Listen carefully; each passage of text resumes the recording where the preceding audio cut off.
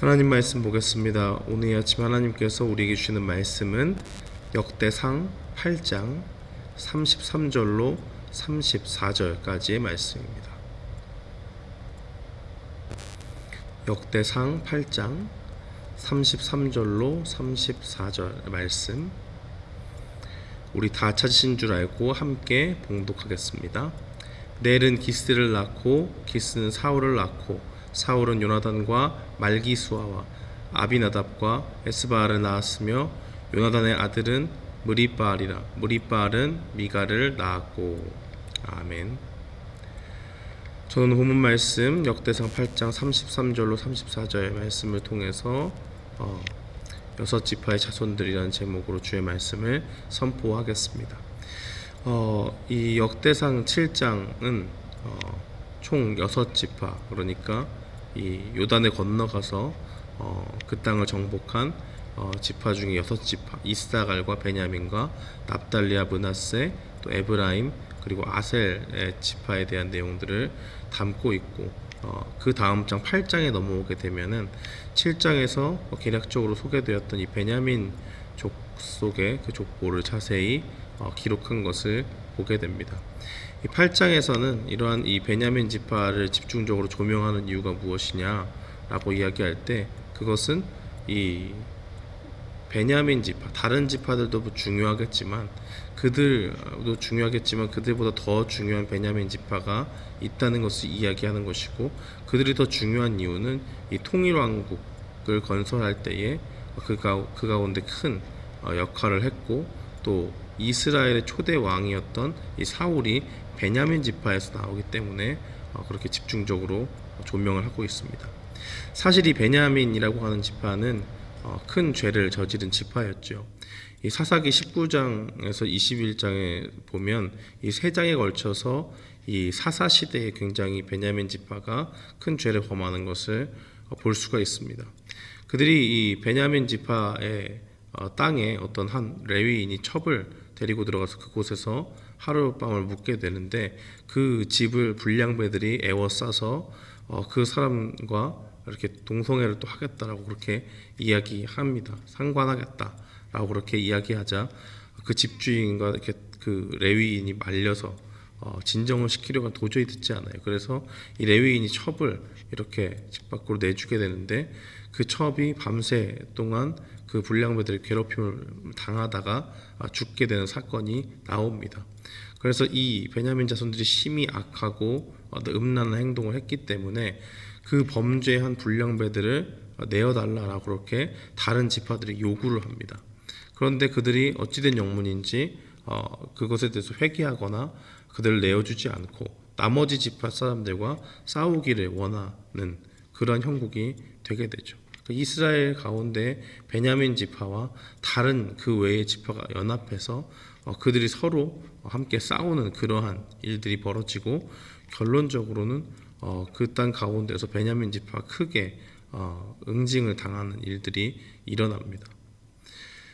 그래서 그들이 베냐민 지파가 굉장히 많았고, 그 당시에 싸울 때 이스라엘 군대가 40만 명이었고 이 베냐민 군사는 한 2만 6천 명의 왼손을 잘 쓰는 특수 정예 부대가 700명 이렇게 있었는데, 어쨌든 이들이 싸우다가 이 베냐민 지파가 패하고 600명만 남고 죽게 되는 그러한 굉장히 한 지파가 거의 멸절되는 그러한 큰 죄악의 결과가 나오는 것을 보게 됩니다.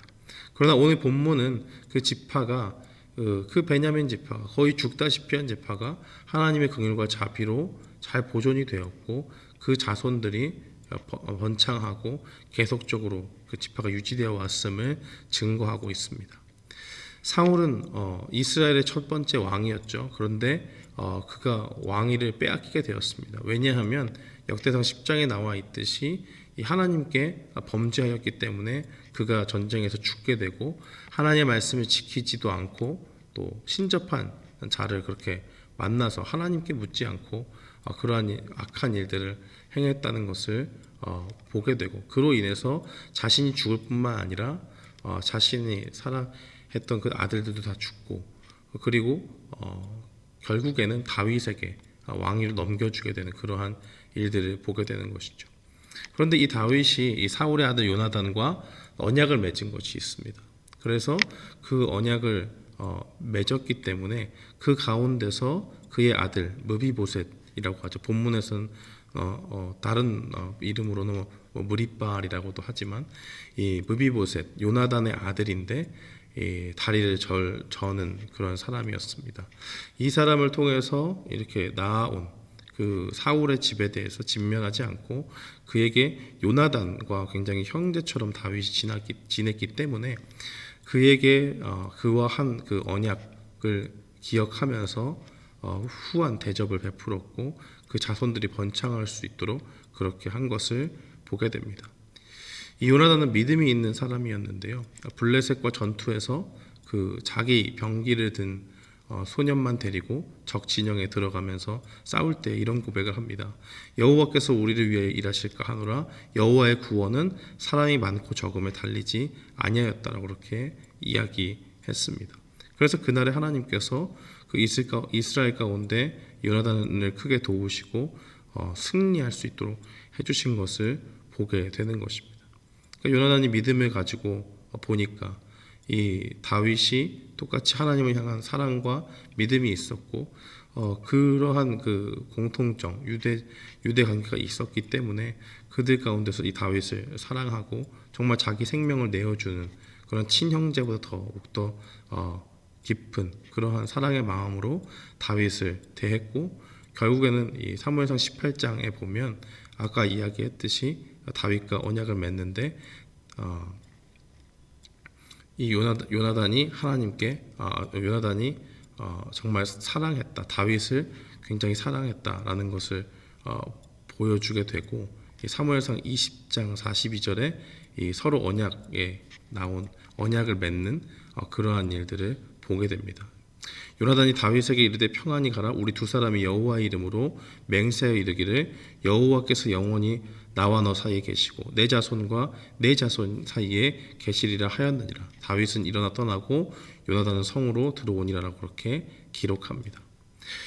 오늘 본문의 내용들, 이 베냐민 지파의 내용들을 살펴보면서 우리가 깨달을 수 있는 것은 무엇이냐?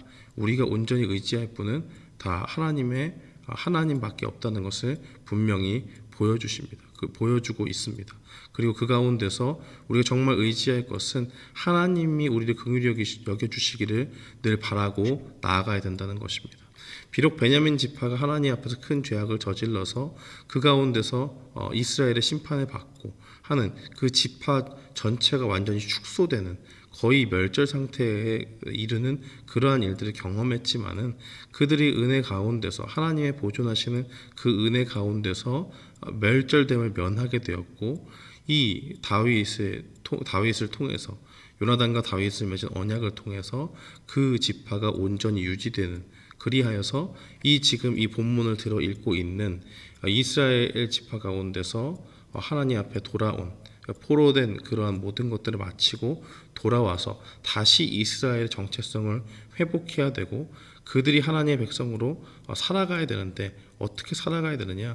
바로 이렇게 연약해진 지파마저도 하나님께서 사랑 가운데 하나님이 원하시면 그들을 구원하실 수 있고 그들에게 계속적인 은혜를 주셔서 이때까지 유지해 주신다 하는 것을 분명히 보여줌으로써 우리의 인생에 살아갈 것이 참으로 비참한 가운데 있다고 할지라도 그 가운데 우리를 지키시고 보호하시는 그 긍휼하심이 누구로부터 나오느냐, 그 지켜주시는 것이 누구로부터 나오느냐라고 이야기할 때 바로 하나님께 모든 것이 달려있다라는 것을 분명히 보여주고 있습니다.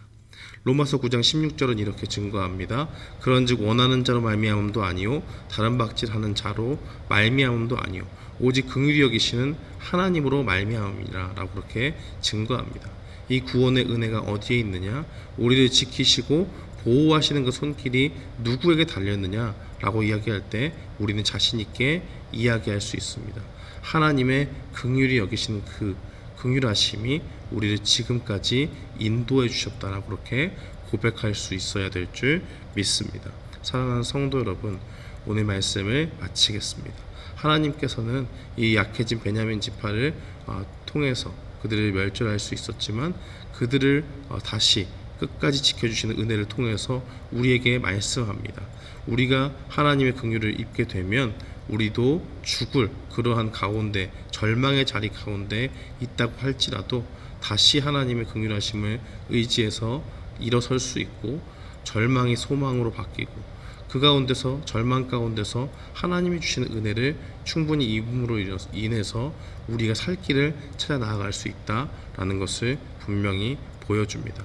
오늘도 우리가 마주하는 현실 속에서 어려움의 순간들이 우리를 엄습해 올 때마다 우리는 분명히 기억해야 됩니다. 그 순간에 우리가 의지할 것, 우리가 주님 앞에 호소할 것, 하나님의 긍휼하심을 바라며 나아가는 일들이 반드시 필요합니다. 이 사실을 기억하면서 오늘도 주님의 긍휼하심에 호소하는 우리 모두가 되기를 주님의 이름으로 축원합니다. 아멘.